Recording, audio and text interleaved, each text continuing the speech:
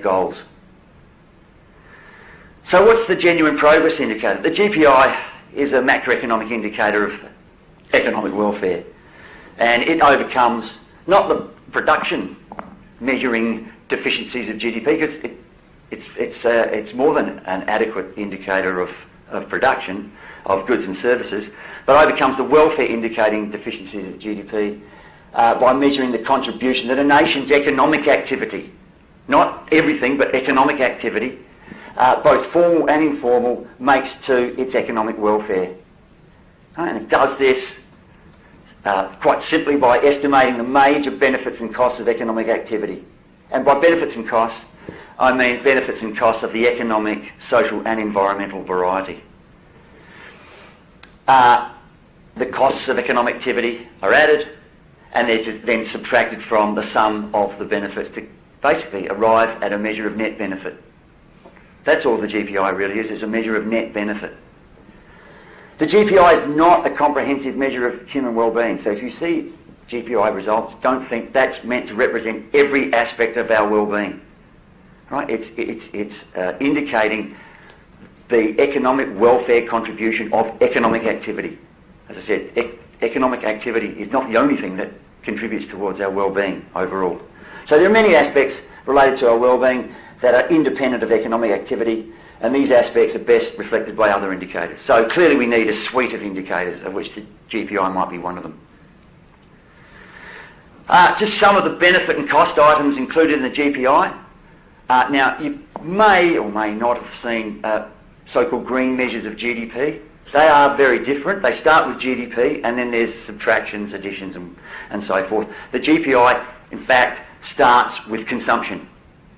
So household consumption, private sector consumption.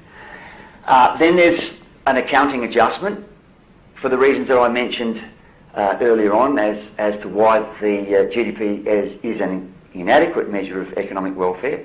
So household consumption expenditure, current expenditure on consumer durables is subtracted because it's assumed that you only start to enjoy the benefits of consumer durables in future years. Okay, so you subtract current expenditure on consumer durables and assume that is just simply a means of adding to the stock of consumer durables, but what you add is an imputed value for the existing stock of consumer durables. So the value of consumer durables are not ignored. Okay? The existing stock, you impute a welfare benefit or value for the existing stock. Right, so it's the value of the existing stock that's added to the GPI. It's current expenditure on new consumer durables, which is not, because that's just adding to the stock. And to make it easier, or to make this simple to some extent, all current expenditure on consumer durables. Okay, we're talking about a year. If you buy a television set on the first day of the financial year, it's usually calculated over financial year, you start enjoying the benefits over that year. Just to make it simple in terms of the measurement of this particular item, all current expenditure on consumer durables is subtracted from household consumption expenditure, and the imputed service value of the existing stock is added. That's then, once we've made that adjustment, that's then adjusted again according to changes in the distribution of income. So if there's a thing called a Gini Coefficient, which is gives an indication of the distribution of income within a nation. If the Gini Coefficient rises, which means there's a growing gap between rich and poor, then the welfare contribution of consumption is reduced. It's weighed downwards. If there's a narrowing gap between rich and poor, then that welfare contribution is increased, so it's weighed upwards. Then there's an item for government consumption expenditure. So not all consumption expenditure is private sector consumption. There's also government sector consumption. That is not weighted by an index of the distribution of income on the basis that it's assumed that your access to government consumption expenditure has nothing to do with your income, whereas of course your private consumption expenditure is. Then there's an item measuring the services from the existing stock of infrastructure. Then also added the value of unpaid household labour, which is enormous, which is not included in the GDP, it's included in the GPI. And this is important not only because, obviously, unpaid household labour adds to our economic welfare, but one of the other interesting things, I've done a sort of basic calculation, that over the last 50 years, around about 20 to 25% of the growth in Australia's GDP has been the result of nothing more than economic activity shifting from the informal to the formal economy. So close to a quarter of the so-called increase in economic activity over the last 50 years is not an increase in economic activity, it's just a shift in economic activity from one part of the economy, which is not captured by national accounts, to one other part of the economy where it is. Of course, you get that shift, GDP goes up, because you have an item here capturing the value of unpaid household labour. It means that if economic activity shifts from the informal part of the economy to the formal part of the economy, the GPI doesn't change. Unless, of course, if meals cooked at home aren't cooked as well as they are at a restaurant, and you pay more at a restaurant, so the value of a restaurant meal works out to be more than the imputed value of a meal cooked at home, then I guess the GDP goes up a bit. And so there's some additional benefit, a qualitative benefit as a result. But basically, any shift of economic activity from the informal to the formal sector does not change the GPI, because there's no increase in economic activity and there's no increase in the economic welfare of society. There's an item for the value of the shadow economy, of course excluding household labour. So household labour you could argue is part of the shadow economy, but I like to separate that so you get an idea of what the value of household labour is. Then there's the cost of unemployment and underemployment, which is subtracted, so you can see there's a negative sign. So now I'm up to the costs, some of the social costs. Cost of crime, cost of overwork. I never used to put overwork in my GPI calculations. When I came to do this, and I was doing this for every country, I thought I'm going to do this for every country on earth. I happened to be in the USA for a conference, and I'm not trying to denigrate the USA, but the USA at the time, in recent times, has had an unemployment rate lower than Australia. So in terms of that social cost, it would appear that the USA is doing better than Australia.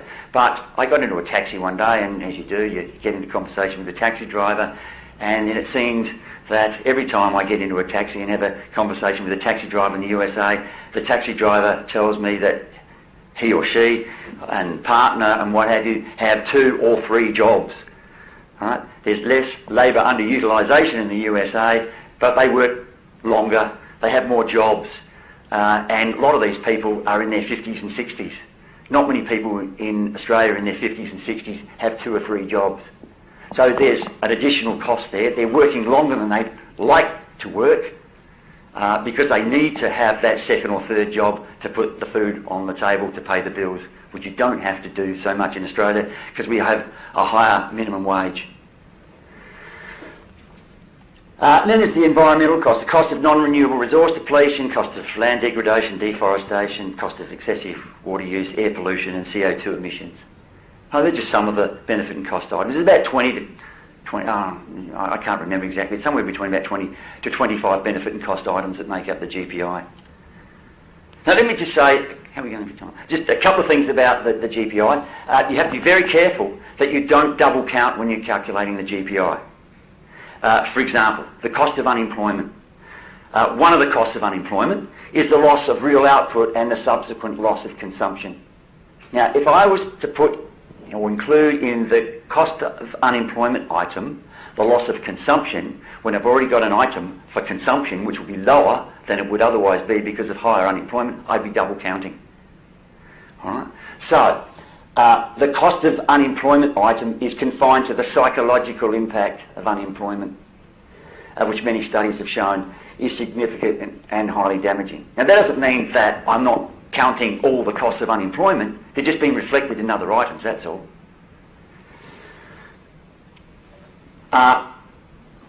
And this next point is sort of related to what I've just said. Why are some items not included in the GPI? Okay, I talk about the GPI, and sometimes people come up to me and they say, well, you know, of your items, why don't you have an item for this? And one of them that I quite often get is the cost of corruption. You know, in some countries that affects people's well-being or economic welfare quite significantly. Why don't I have an item for the cost of corruption? Well, if you think about corruption, it reduces a nation's productive capacity. It's a form of crime in itself. Remember, one of the items, the social cost items, was the cost of crime, and often involves the approval of environmentally damaging activities. Well, I've got all these items for environmental costs. So the undesirable side effects of corruption are reflected in reduced consumption, my household consumption item, the increased cost of crime in my cost of crime item, and rising environmental costs. And they're all captured by other GPI items. So if I had a separate item for corruption, I'd be double counting again. So that's why you don't have... So that's not that you're not including or taking account of the cost of corruption. It's just been reflected in the items that already make up the GPI. Okay, now for some results. Here is the red line is Australia's per capita GDP. But by the way, this is for the period 1970 to 2016. And as you can see, quite typically, per capita GDP rises in most years. There's the odd little period where you have a GDP recession, such as the early 1990s. Australia sort of, and of course there was the period early 1980s. And of course around the time of the global financial crisis, well, Australia sort of avoided the worst of that. So it sort of flattened out a bit. So overall, it basically increased. Whereas the per capita GPI, well, over the entire study period, it did go up, but not nearly at the same rate and the same magnitude as per capita GDP. Now you might ask, why was the per capita GPI higher than per capita GDP, that's the blue line, than the per capita GDP in 1970? This is quite typical, that if you go back far enough for any country, what you'll find is at some point in time, the per capita GPI is greater than per capita GDP, and that's because of the value of the informal economy. Okay, and in fact, that's another interesting point about the per capita GPI. I believe that if once I calculate the GPI for every country, I will find that even the most impoverished country will probably have a per capita GPI value of around about $3,000 per person. Now, you quite often hear about how a particular country, 30% of the population live on $1 a day or less. That's not true. That $1 represents the dollar of goods and services that they may purchase over time in the formal part of the economy. For very impoverished countries, a lot of people rely upon the informal part of the economy. So they may be living on $10 a day, but the $9 is the informal part of the economy that doesn't get captured by the national accounts, is not included in GDP. So whereas most people think that the informal economy sits on top of the formal economy, it's in fact the other way around. Really, we start off with the informal and the formal sits on top of that. Of course, as you become more industrialised and your GDP rises, there typically is a transition of economic activity from the informal to the formal part of the economy, and it's at some point in time you get the crossover where the GDP starts to exceed the value of the GPI. Okay, so what have I got here? The black line is again Australia's per capita GPI. Those items that I had in that table, or some of the items that I include in the calculation of the GPI, I put into the three categories. I've got per capita economic benefits. I have per capita social net benefits, which is basically the value of unpaid household labour less the social costs. And then the green line represents the per capita environmental costs. You can see that the per capita economic benefits went up pretty much for every year over the study period. The per capita social net benefits fell to some extent. Now there are periods where there's a bit of a downturn. That's usually the result of unemployment. When unemployment rises, that tends to have an impact on per capita social net benefits. And of course there's been a steady increase, being a negative value, being all costs, steady increase in the per capita value of environmental costs. Now, this is what I also aim to do with these particular studies. It's the first time this has been done with a GPI study. You can divide the population of a nation up into income groups, so quintiles. We're talking about the top 20%, the second 20%, the middle 20% in terms of income, second bottom and bottom. So what I've got here, you can just see hiding behind the red line, a black line there, that's the per capita GPI of Australia, and those other lines are the per person GPI of the 5 income quintiles. And you can see that there's been a massive increase in the difference between the top quintile and the bottom quintile, the per person GPI. The other interesting thing too, if you look at the bottom quintile, you can see how vulnerable the bottom quintile is to economic shocks. And in fact, there was quite a significant decrease in the per person GPI of the bottom quintile in the 1970s into the 1980s, because that's when, starting at 1970, that's basically when we had full employment, and the dramatic decrease is because those who suffered most from the rise in unemployment in the 1970s was the bottom quintile.